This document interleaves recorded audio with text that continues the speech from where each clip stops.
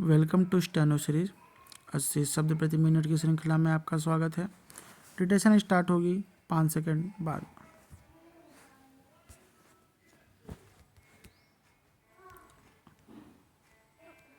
Ready start.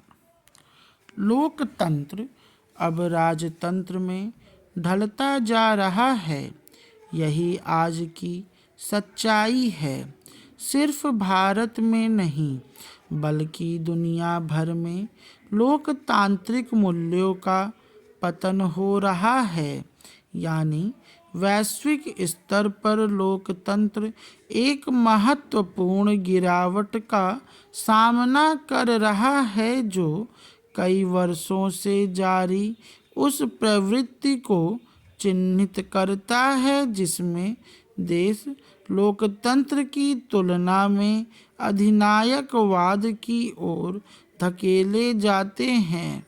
इस तरह की घटना को महान उलटफेर या निरंकुशता की तीसरी लहर के रूप में वर्णित किया जा सकता है, जिसमें वैश्विक आबादी का आधा से अधिक हिस्सा अब अधिनायकवादी शासन के अधीन गुजर बसर करने को मजबूर है।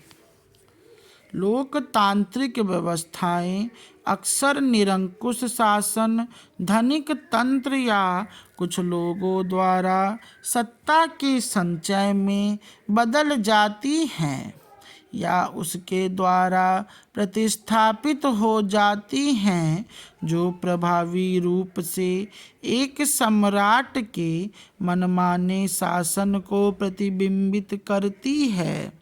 यूनानी दार्शनिक प्लेटो ने ईसा के जन्म से भी पहले तर्क दिया था कि लोकतंत्र मूर्खों के शासन में बदल सकता है, जहां नेता वे नहीं होते जो शासन करने के लिए सबसे अच्छी तरह से योग्य होते हैं, बल्कि वे होते हैं जिनकी आवाज़ सबसे बुलंद होती है।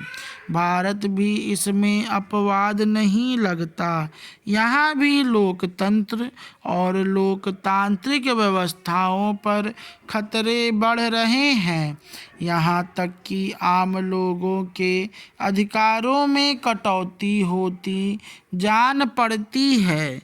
इसकी तस्दीक डेमोक्रेसी रिपोर्ट में भी होती है, जिसका प्रकाशन स्वीडन की गोथेनबर्ग यूनिवर्सिटी का वी डैम इंस्टीट्यूट करता है।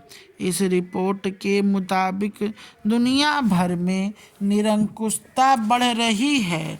भारत में भी बीते कुछ वर्षों से तानाशाही सोच बढ़ी है। हम लिबरल डेमोक्रेसी इंडेक्स में 179 देशों में 105वें स्थान पर जा पहुँचे हैं, जबकि पिछले वर्ष 100वें स्थान पर थे। देश में असहमतियों को दबाने की परंपरा अब इतनी मजबूत हो चली है कि गंभीर आलोचना की कौन कहे। हंसी मजाक के स्तर पर कही गई बातें भी बर्दाश्त नहीं की जाती। कार्टून और एनिमेटेड वीडियो तक सेंसर किए जा रहे हैं। ऐसी बातें जिनको हंसकर टाला जा सकता है, उनके खिलाफ भी FIR दर्ज हो रहे हैं। क्या ऐसी परिस्थितियों में अपने देश को विश्व का सबसे समृद्ध लोकतंत्र कहेंगे?